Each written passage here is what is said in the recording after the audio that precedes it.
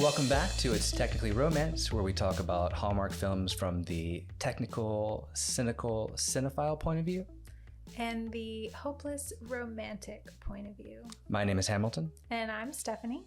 And once again, we are here on the YouTubes, and we are ready to talk about The Christmas Promise. Yes. We were supposed to do the Christmas sale, which we still plan on doing, but we, got a little busy and we forgot to DVR. So we went with the next best, which was the Hallmark's Movies and Mystery movie. So this is our first Movies and Mystery, which I think they're called The Miracles of Christmas. So this is our first one that we do of this season. And also a listener asked us to do this one as well. So, we're always up for doing movies. If you see one that we haven't done, if you see an oldie that you'd like us to do, please let us know. And, we'll see if we can fit it into the schedule. Yeah, this one looked interesting. So I was like, well, we need to do a movie. So let's do this one. Generally, we don't always do the movies and mysteries because you don't like to be sad. Oh my goodness. Yeah, I definitely don't like to be sad. Yeah, I don't know why that is. I don't like dramas. I don't think anyone likes to be sad. Yeah, but these movies and mysteries, they hit hard. And so I had the tissue box ready. We probably should have the tissue box up here for us right now. Just talking about like this I don't even want to start getting into it because this first part's gonna be hard for me. But so yeah, I don't like to be sad. So we don't do the movies and mysteries. I do like mysteries. But in Christmas, it's not really a mystery. It's just usually just tears, constant tears. So I was a little hesitant about this one, but we did it. We made it through. Well, I think you didn't realize that it was going to be sad at first. No. So I was holding back. I didn't want to tell you what was going to happen. I had no idea. And so it was funny because, the movie starts off and I see one of my favorite Hallmark actors, Giles Panton, playing. And he seems to be, the fiance. And so I'm like, oh, here he comes again. Here comes old George, the evil kind of fiance person. And all of a sudden. Well, George was not evil. Right. That's true. I'm sorry. George was a lovely human You're being. right. I'm sorry. Yeah. Evil. the wrong fiance person. I'll say it was that. always you, in case you're wondering. And then when I realized that he is just a charming individual in this movie, I'm like, oh no. Oh no, this is Movies and Mysteries. Oh, no. Oh, please no.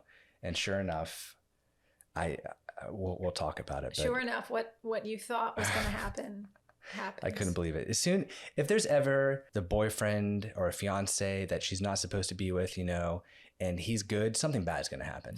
It's undoubtedly. And so that is what happened. But why don't you go ahead and let's start off with our review, Stephanie.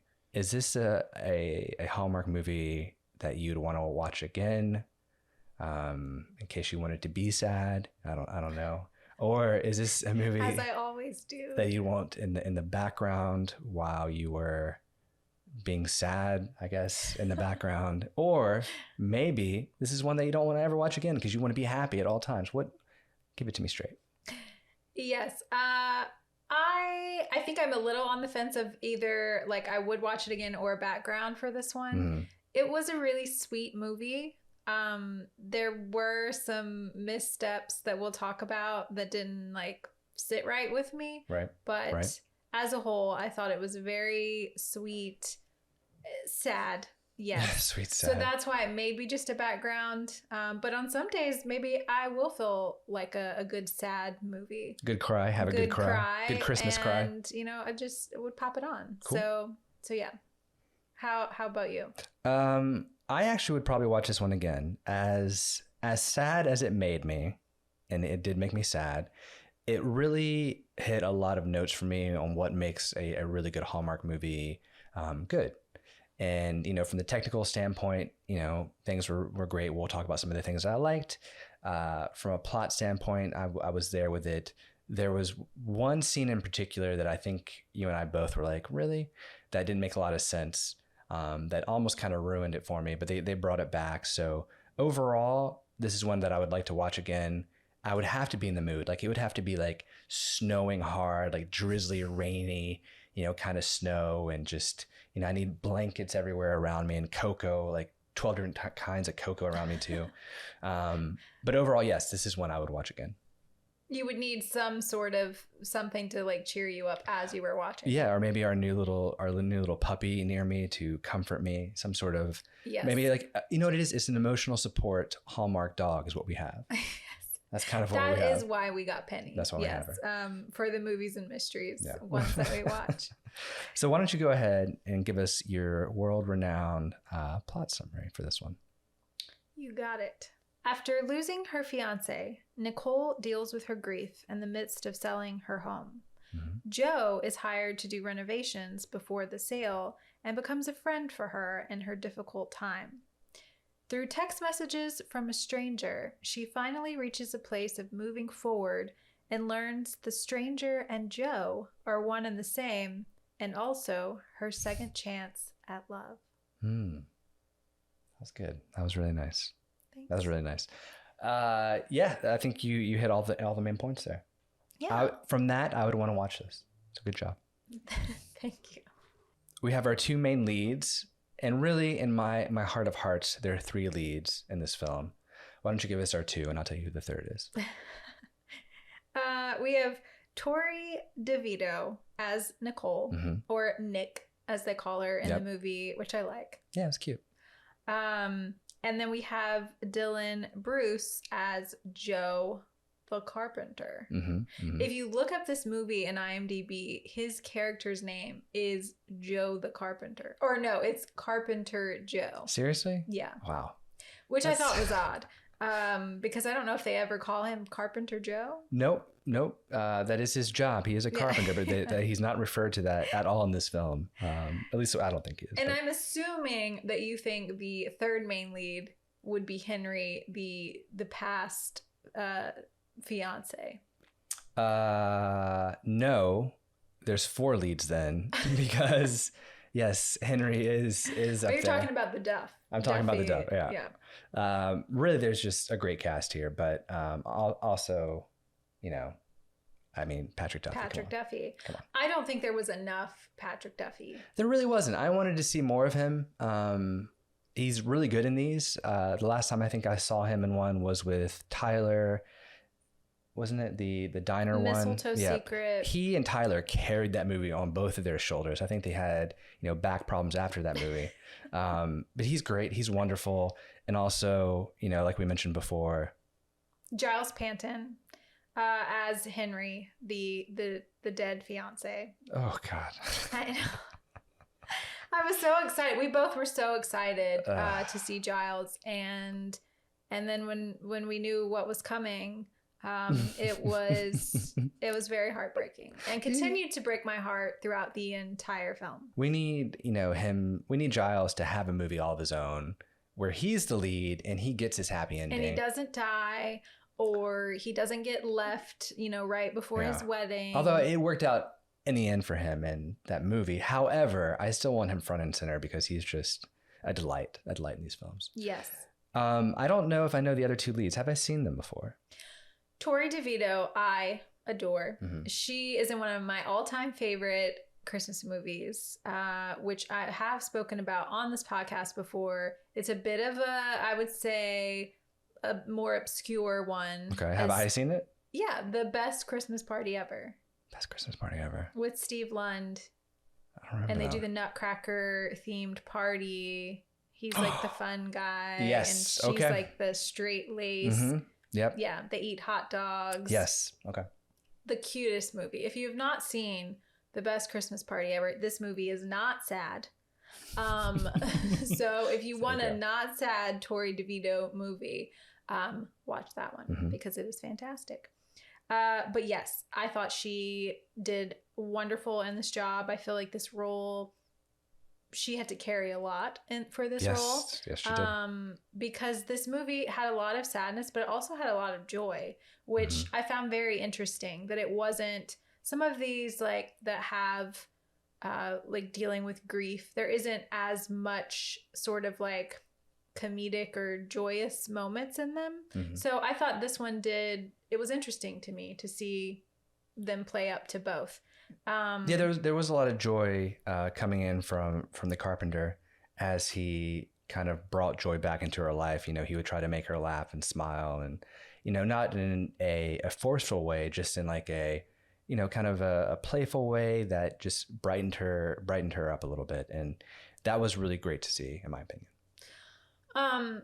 Well, so the lead who plays Carpenter Joe is played by Dylan Bruce. And I have not seen him in any Hallmark movies before. I was trying to place him, and I couldn't he looked figure familiar out. to me.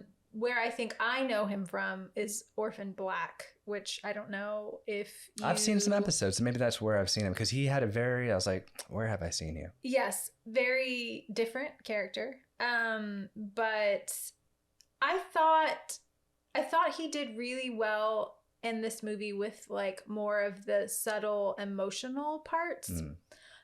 So the one thing that I felt with their romance and with his character is like Joe's a really kind of like kooky, fun, loving guy. He's a weird dude. She calls him weird. He's very weird in this movie. And I don't know that I felt like there was maybe like a slight disconnect.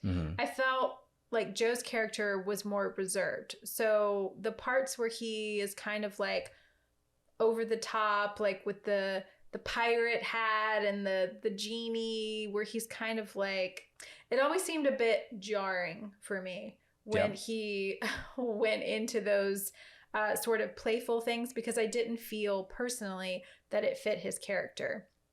Okay, I totally get that. I would say though that type of jarring humor does fit someone like that, because we all know someone like that in our lives who will just do something like that, and sometimes it doesn't fit their character, but they'll do that. Like, he reminded me of a lot of my friends that do improv, that, you know, they're kind of reserved, but all of a sudden they will just turn it on and just do something ridiculous like that. So for me, he kind of resonated. He reminded me of people I know. So I get what you're saying, but it almost made it more lifelike to me because I know people like that.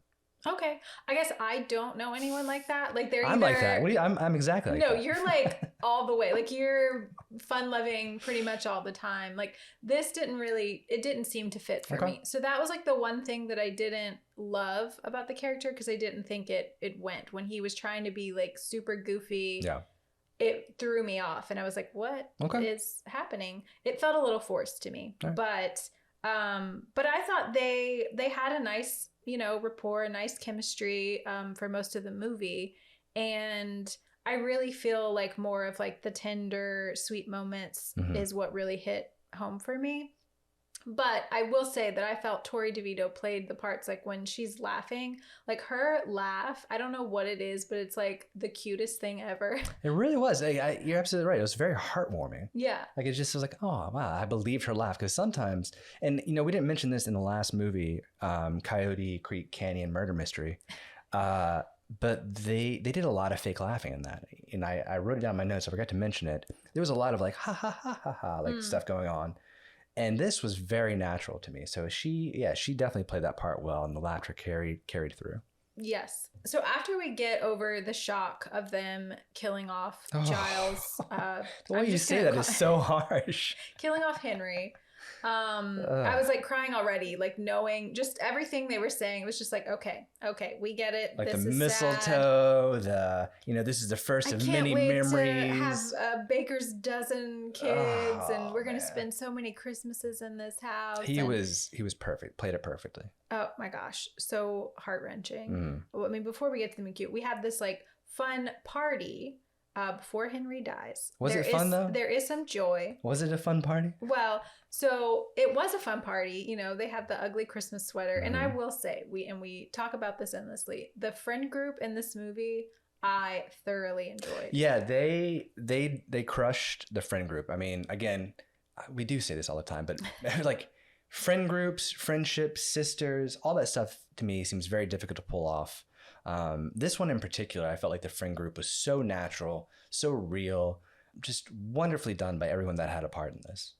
Yeah, I loved when they were all together. Yeah. It was like they were some of my favorite scenes in the movie. Mm-hmm. So we're at the party, and they're all like, "Oh man, we're out of ice." Oh no! As soon as they said that, I was like, no. And I'm just thinking, but do we need ice that badly? It's snowing outside. Grab some snow. Like, put it in your drink. Like, come on. Like, let's think just outside like, the box. Please, Henry, don't go get the ice. Oh man. And of course we all knew what was coming. Yeah. Over a bag of ice. That's a terrible. Not worth it. Not worth it. Terrible way to go. And then of course we have the black screen with the white all caps serif font coming up there. 1 year later. Oh. And I was like, "Ooh, no, this is not good." Is he going to be a ghost? I don't know. Almost we saw, maybe I was getting excited because she does text his number because Patrick Duffy tells her about these letters that he wrote when his wife passed, which was kind of weird because she's like, "Can I read them?" Seems kind of a weird thing to ask. And then her friend wants to read the letters. That whole thing was a little odd to me. Like, those seem very personal. But she texts them. Pass around my letters of grief that I've written to my dead wife. But so she ends up texting Henry's old number, and it's a weird scene because you see a hand kind of reach out for a phone as she texts the number and picks it up. And I'm like, oh, he's back. We're going to have a spooky ghost, a vampire mystery. I don't know. I mean, mystery is in the title of these. I was hoping. Ooh, a vampire mystery. Torrey DeVitto actually was in Vampire Diaries. That's where I know her. Oh, yeah. Nice. Okay, cool. That's driving me crazy. I hate when I see someone and okay, thank you. You're so good at that. Yes. So no, we don't have that, obviously, unfortunately. But we do have something better, and that's romance. Yes. So the meet cute where she meets Joe. Mm-hmm. So I will say I love Joe. I love the name Joe. Mm-hmm. Do you like the name Carpenter Joe? Not as much. Just Joe. Just Joe. But which makes me think of Meet Joe Black. Just Joe. Mm. So her friend Teddy, who works with her at the toy store Mm-hmm. that her and her fiance, dead husband fiance used to run. Yes. I'm just gonna say every time they show Henry in the movie, I'm just holding back tears. Oh my God. Here we go again. The ice. Oh man. What would be ironic if it was ice on the road that made his car go off? You know what I mean? Well, I'm sure it was. It was a very cold night. That's irony right there. He went for ice, and it was ice that did him in. It's awful. Did him in. Wow. So she wants to sell the house, right? But it needs renovation. Their dream home. This is their dream home. Yes. Yeah. Which makes it all the more sad. It does. So Teddy's like, "Oh, I've got a friend who does carpentry," and so he shows up, and in my mind, I'm thinking, she has a pretty tight-knit friend group. So I just thought it was a little strange that she had never met Joe before. Mm-hmm. Like, is this a new friend of Teddy's? Like, where's he been keeping Joe? Because then all of a sudden, Joe was like around all the time. Did he not live there? So I was thinking about that too, because it is kind of weird, or not weird, unusual, weird, odd. It's odd how quickly he kind of gets wrapped up into their friend group, and she makes, comments about, this is our friend group, now you're one of us kind of thing. In my mind, and even though this isn't explained, in my mind, he had just moved to the area. That's kind of what I was hoping for. So I don't think it's said, but it makes sense that he moves to the area, which is the reason why he has Henry's phone, because he probably had to get a new phone and a new number and stuff. So that's my thinking, is that he's just recently in that area. Okay, we'll go with that. Okay. That makes sense. Cool. So he shows up mm-hmm. in a red truck. Yep. Which Henry drove a red truck. Yeah, his was a little bit older and a little bit cooler, but yeah. Yeah, it was.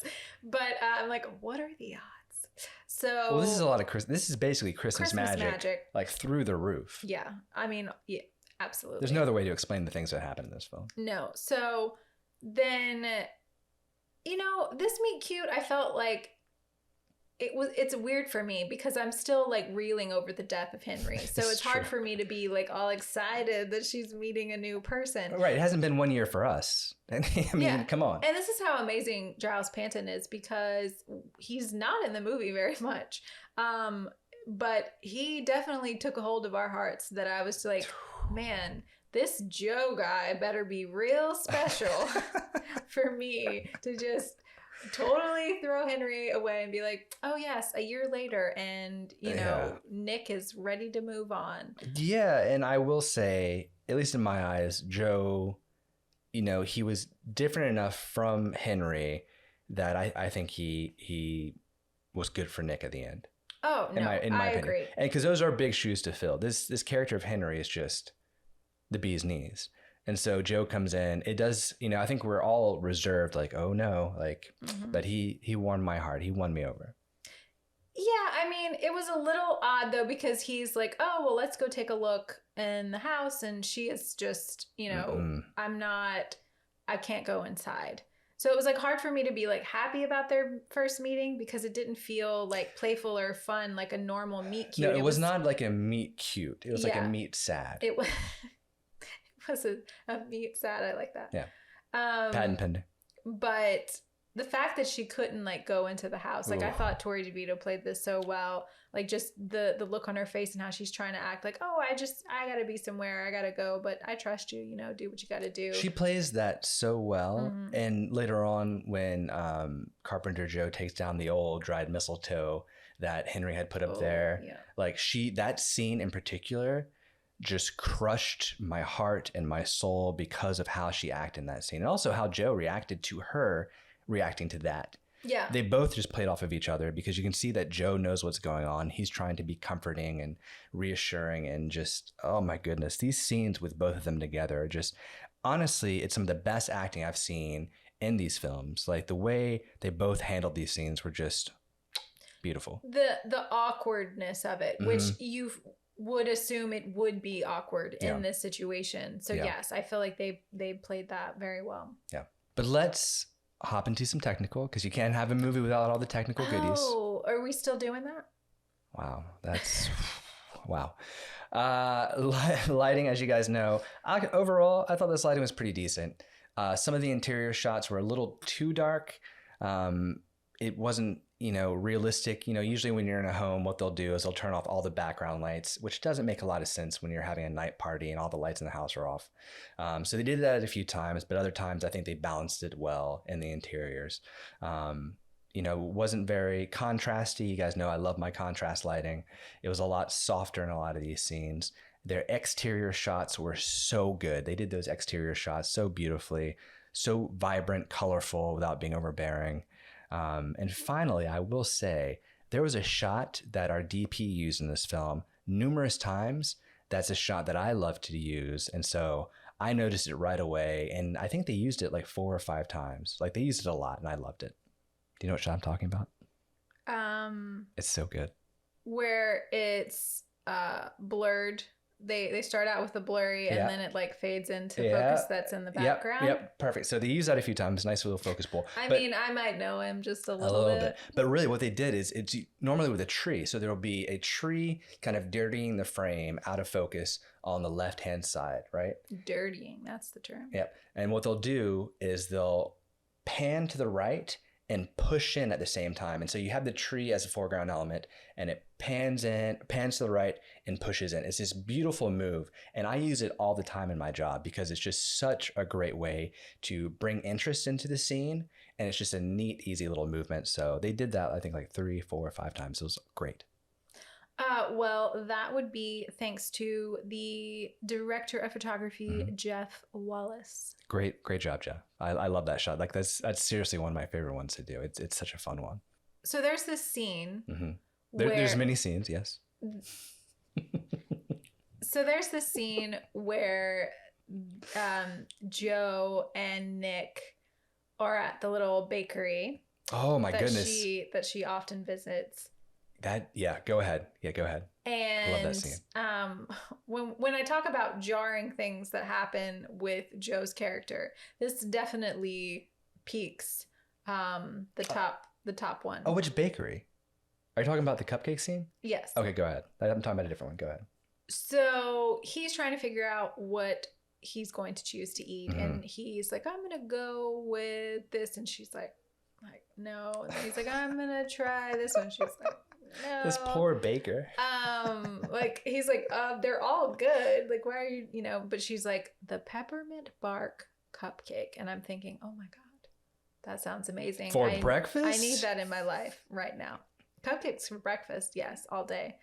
So he gets the cupcake. Mm-hmm.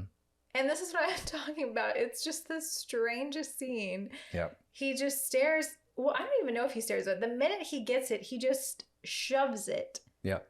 Shoves it right in his face. Like goes for it. It's like going up his nose. Yeah, just right. Up We're on YouTube, so we can show you. It's like just this. like up there, and he's just like in it. Yeah. Like like I don't understand what's happening, and I'm just kind of like in shock. She loves it though. She's all for it. And she is cracking up laughing. And I'm like, oh, he's trying to make her laugh. And he succeeded beautifully. I don't know that would have made me laugh. I think it would have just terrified me. Because if that's a person that you don't know that well, and you don't know that this is something that they do, which at this point I do not think that this is who Joe is. So right. I was very taken aback. Again, loved her laugh, but that scene was one of the strangest scenes for me that I've seen, I feel like, in a Hallmark movie in a while. Yeah, it was reminiscent of a hot cocoa scene with the whipped cream and the little boy giving it all over his face. It had that same sort of vibe for me. Well, that was more of like an accident. Like he didn't mean to do that. This was very intentional. But that's what I mean about when you say that Joe is an unusual character. That to me felt very realistic. Because to me, it missed the mark. But to her, she loved it. And, people would do things that's your person. Do you know what I mean? Like I do some weird things that you think are hilarious. But most people are like, you need to run away from this man. So like, I think that's why I appreciated that, because it made his character feel real to me. Like that's so ridiculous. It worked for me. Okay. I can see that. Yeah. The diner scene, it was a diner, not a bakery. It was kind of like a baker diner kind of thing. The pancake scene. Oh, okay. I love this scene. It was the cutest place. It was lit beautifully. I was talking about how some of the interiors were underlit. This was underlit in a realistic way because it was kind of late night in this diner. And so it looked beautiful. And they would cut to a scene of both of them kind of sitting next to each other. And it was like dark behind them with like little lights, and just everything about this scene was just so cute and warm, and just, it was one of my favorite scenes in this movie. I can't explain why, except that it was just technically wonderful, and their conversation was great, and I just got those warm feelings when I saw this. Oh, that's sweet. Yeah. One thing that did stand out to me in that scene was that he talks about having breakfast for dinner and dinner for breakfast. Yep. Now, I will do breakfast for dinner. Mm-hmm. Every night. I love the idea of night cereal. Yeah. No, I'm talking like the whole thing. Like the bacon at night. Oh, goodness. Sausage, eggs, biscuits. We might have to have some breakfast. Pancakes, waffles. Breakfast tonight. You know what I'm saying? That's really great. We're going to have that after we finish this recording this. But then the dinner for breakfast. And he talks about he would make spaghetti and meatballs with his brother. Yeah. And for breakfast. And I can't get behind that. So and the thing that confused me was she's like, I've never had breakfast for dinner. And I was like, that seems highly unrealistic to me, but but she has cupcakes for breakfast. Yeah. So very weird. The only thing I can think about, the spaghetti is super strange. Steak and eggs. A lot of people will have like steak and eggs for breakfast. I'll have French fries for breakfast a lot of time. Like I love, one of my weird little quirks that I think you kind of like, maybe, I don't know, is I love like leftover French fries that are cold with hot bacon and hot coffee. It's like my meal of choice for breakfast. I wouldn't say that I love that about you. It is the best. So I can kind of understand where he's coming from. The spaghetti, maybe not so much. No, spaghetti for breakfast is... a little weird. I wouldn't dare. Wouldn't dare. Wouldn't dare. But no, that was a very sweet scene, and it really made me want some pancakes. Yes. Yeah. I would like to shout out the costumes in this film, because Nick likes to knit, and so she's wearing a lot of her knitting in this film, and it's really cool to see that she has this sort of passion hobby of hers, and it's displayed on her character. And the style of knitting is the same throughout. And so it seems like someone knew about knitting in this film. The costumer knew about knitting because she is rocking all these great sweaters, all these great knits. And even sort of the stage production was really good in this point where her apartment is covered in knitting. I don't know if you know, she like knitted coasters, knitted blanket, like knitting everywhere. So it was really cool to see that attention to detail in this film for her character to sort of solidify the fact that she loves this knitting, this passion. Yeah, no, I bought the knitting and I loved her sweaters. Oh, I so thought good. they were I would buy fantastic. them. And my favorite one was that like sort of hunter green. Yes. And with like, the things. Yep. Yeah, it was like big balls, or I'm not sure what it was on there. Yeah. But whatever it was, I loved it. I would buy it. It was awesome. It was awesome. Yes, I would. I would buy some sweaters from Nick's Knits. Nick's Knits. So we mentioned Patrick Duffy. Oh, man. And when talking about romance, I loved that we had this little side story of him having this like secret love affair that he was hiding from Nicole. And I just thought it was the sweetest thing. And I loved that for him. I love that for his character. And because I feel like, I don't know if we've seen one before that they were like trying to hide it from someone. So, and I don't know necessarily that he was trying to hide it. It just so happened that she was like finding out about it before he could tell her. Right. And it was just very cute. Like her kind of like seeing them and he doesn't know, and they're like dancing. And yeah, I just thought that storyline was very sweet. Well, it was clever, right? So what was so clever about it is that he's, helping Nick through her grief by describing his relationship with his wife that's passed. And so we realize how much he's loved his wife that's passed, but yet we see him kind of move on. And he has these beautiful lines talking about how you have to seize love again if you see it for a second time. And so it's just a really clever way to do it. And even though we don't get a lot of scenes with him, I think this speaks to how good of an actor he is, that we're able to sort of believe his character right away. Like, just wonderfully done. Yeah, and they have this really great conversation between the two of them, where he says, love doesn't go away, it just finds a new place in your heart. Yeah. And love that. I just thought that was really poignant. Poignant? Sure. I like it. It is very poignant. I always have trouble saying that word. So, but it's a fun word. It is poignant. But I feel like it's a testament to the writing of this film. Yes. And the writer actually is Kathy Clovis, who also wrote "It Was Always You." So, I mean, I feel like that has become one of the bars for Hallmark films. I mean, I think Kathy now, though, needs to write Giles Panton's big love story. She would be the one to do it. So please give us that movie, please.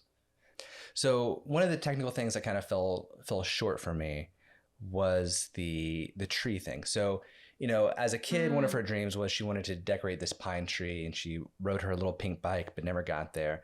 So she does this now with the help of the text messages from Joe, who she doesn't know is Joe.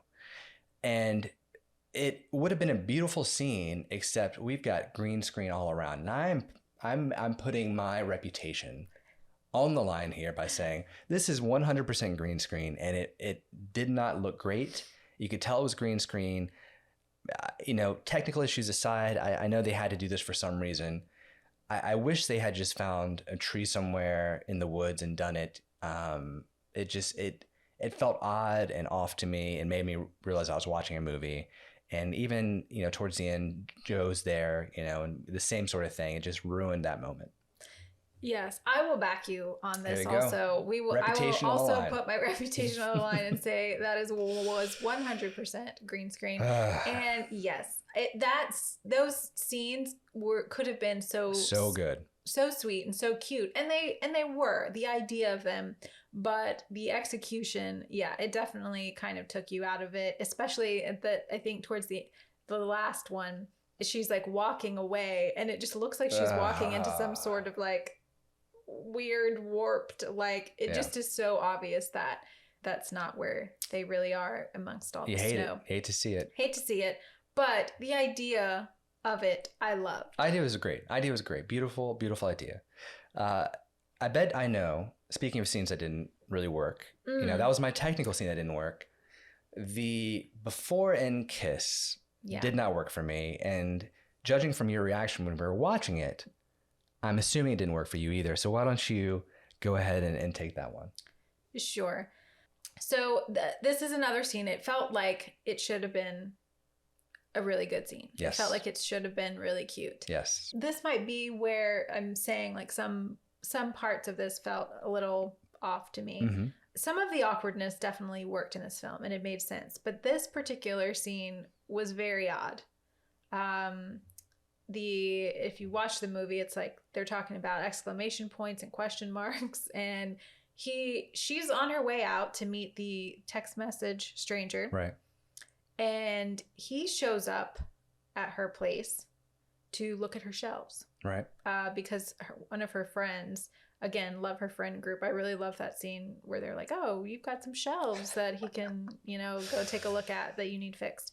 So this scene was very odd to me because he is supposed to be meeting her also. So he should technically not be at the going to the restaurant. He should not be going to see Nick in her shelves. Doesn't make sense. When he's supposed to be meeting the text message stranger. Because he doesn't realize it's her, even though, like, come on, you have to realize it's her. But he doesn't realize it. No.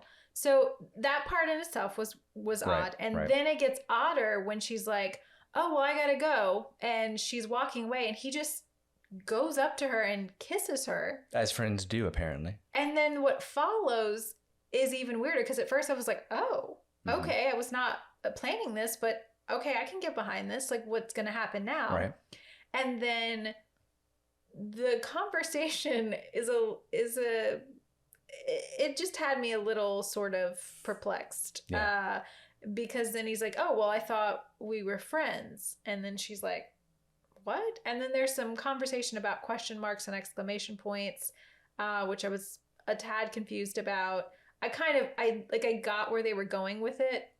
It didn't quite work for me. Right. And then when I think that it's over, she's like ready to leave. Then she goes in for a kiss.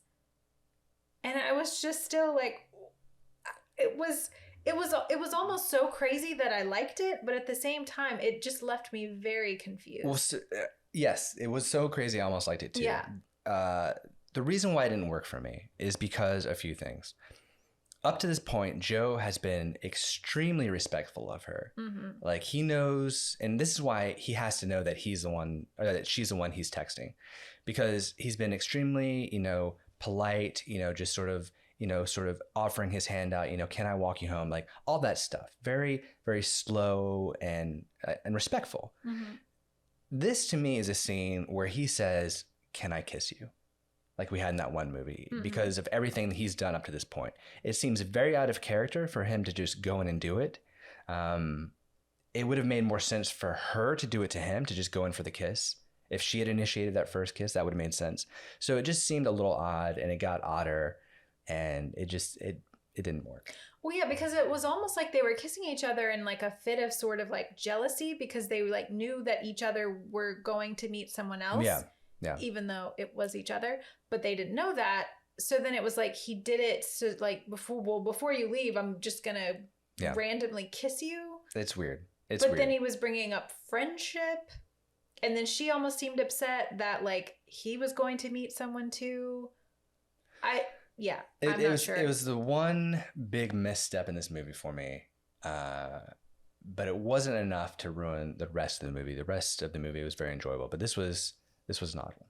No, and I was sad about it because everything else was just great. I thought it could have been a really cute scene, like to have like sort of like a before end kiss, because I love those, and I love to see how they go about doing them in the different movies. So this one, it was a little odd for me. And of course, it leads into the conflict, which might have been why it was so odd, because it leads into the conflict. Right. And you all know, if you listen to the podcast, how we both feel about conflict in these films. So how did you feel about this conflict in this movie, Stephanie? I mean, it made sense to me. Mm-hmm.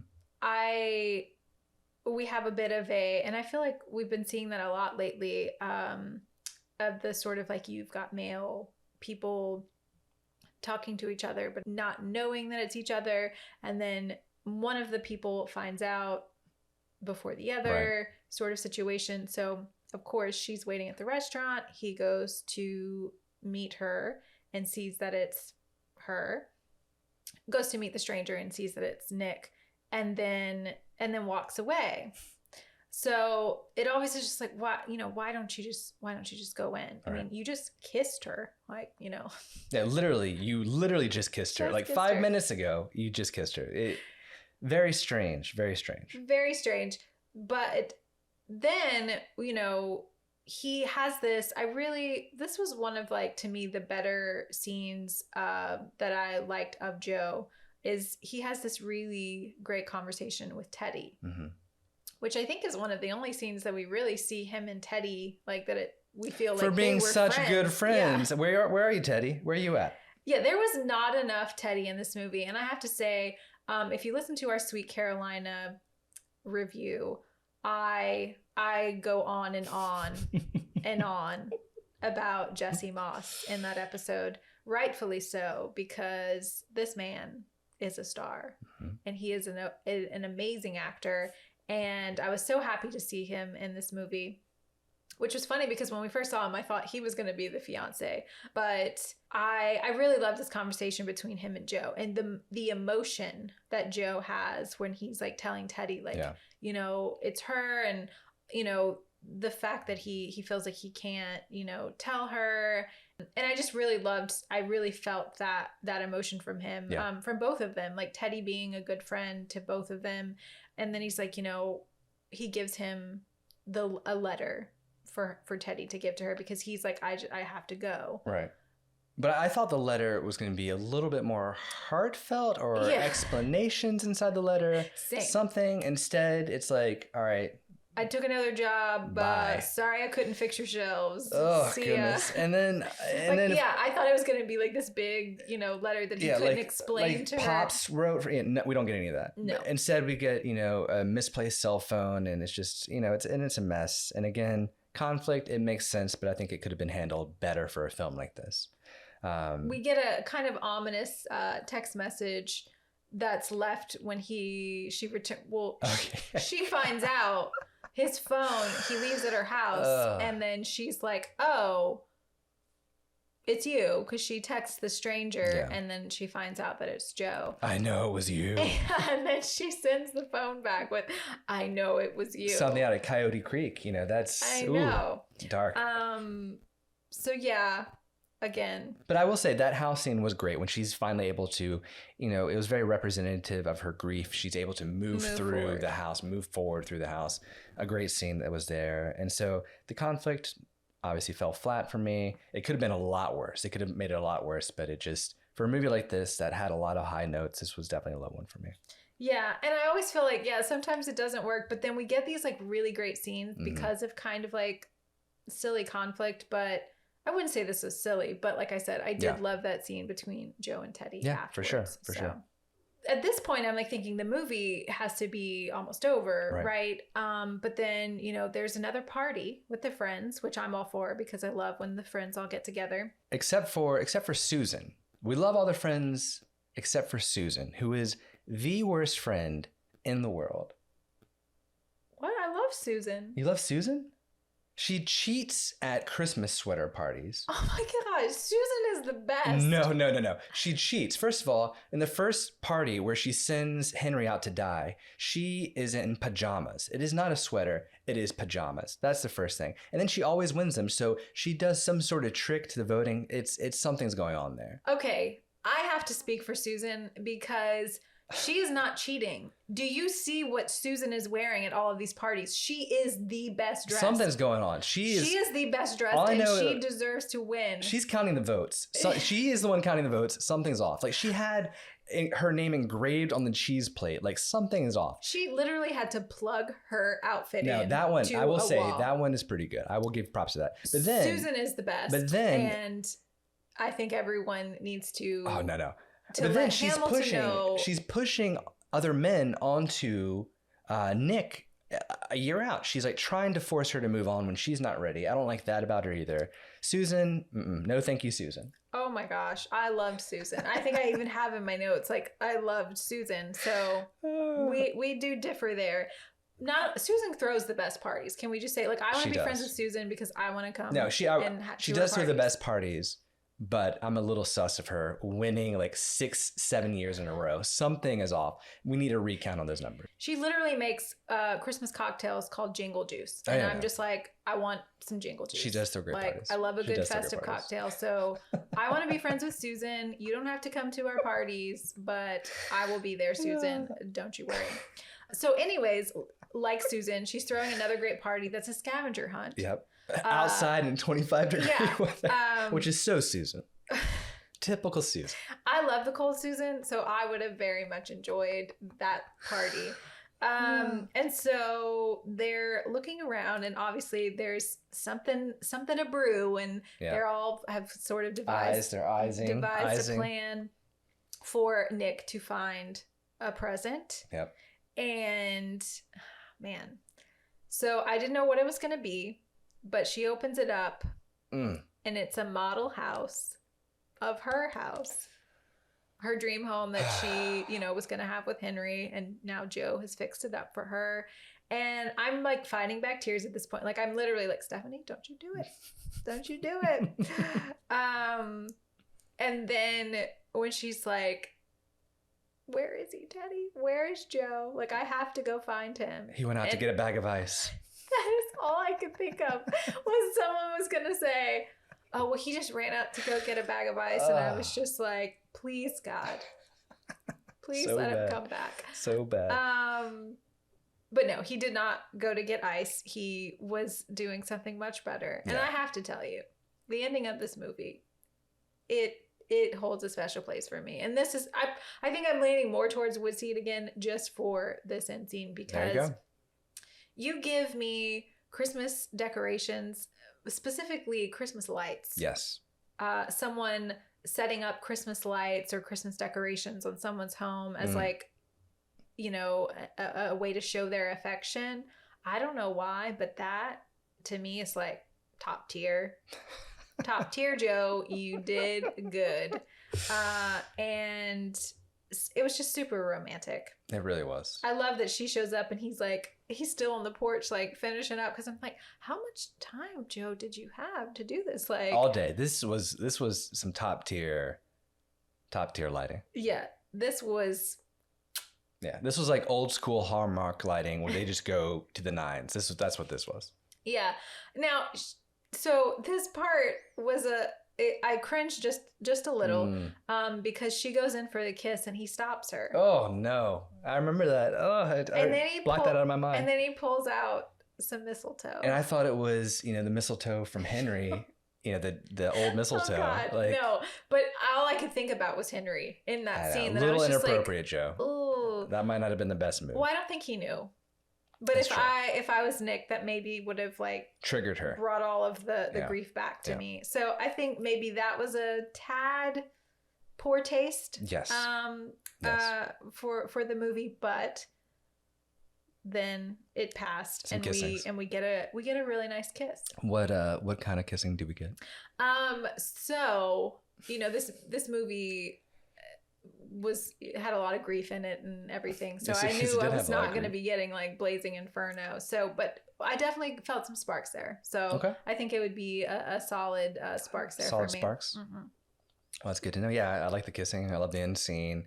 It brought everything together except for the mistletoe, which was again like kind of poor taste, kind of weird. Yeah. I was just like, not Henry, too soon. Too soon, Henry. Too soon. But yeah, I mean, guys, that is the Christmas promise. And now that I'm thinking about it, is the promise the house? What is the Christmas promise? I think he promised her that he would finish the house. So, and they talk about it through the movie that Henry is sort of working with the Christmas magic that brought Joe there. Yep. That was working through his phone number and the text messages. Joe finished the house. So in a way, Henry sort of led. It's okay to move on. It's okay to move on. Yeah. Sure. Yeah. Cool. That he kept his promise as Henry would have. Because Henry's the best. So yeah. So yeah, thank you guys for listening. Thank you guys for watching. If you're watching on the YouTubes, really appreciate all of you. Getting again some great messages from you all. I think with these movies coming out so rapidly that the messages are just piling in, and we love talking with y'all. It's been a blast. Yes, and we appreciate everyone that is still listening, even when we get behind from puppy duties. Puppies. I think, and we wanted to bring Penny up here to show you since we're on the YouTubes, but she has not been the best puppy today. She's been a little bit of a biter. She's been a little bit of a Christmas biter. But I think we'll get her onto the YouTubes eventually once she kind of gets used to everything. So thank you guys for hanging in there with us this week. We should be back to our normal schedule next week. But yeah, you guys are fantastic. Please make sure to like, subscribe, review, follow, thumbs up, rate, all that stuff. But yeah, we'll be back with some more episodes for y'all. And thank you again.